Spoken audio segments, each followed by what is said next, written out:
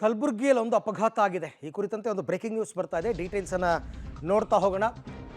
ಚಾಲಕನ ನಿರ್ಲಕ್ಷ್ಯ, ಅಂಗಡಿಗೆ ನುಗ್ಗಿದೆ ಡೀಸೆಲ್ ಟ್ಯಾಂಕರ್. ಹ್ಯಾಂಡ್ ಬ್ರೇಕ್ ಹಾಕದೆ ಟ್ಯಾಂಕರ್ನ ನಿಲ್ಲಿಸಿದಂತೆ ಚಾಲಕ.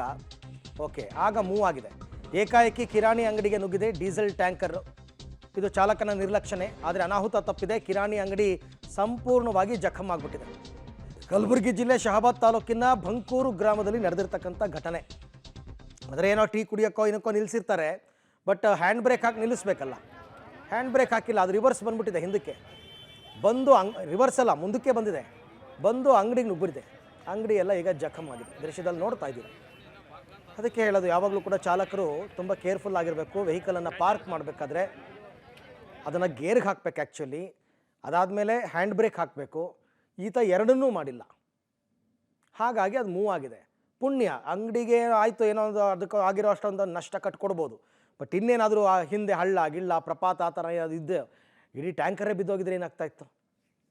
So he should be very careful. ಇದು ಆಗಿರೋದು ಬಂಕೂರು ಅಂತಕ್ಕಂಥ ಗ್ರಾಮದಲ್ಲಿ.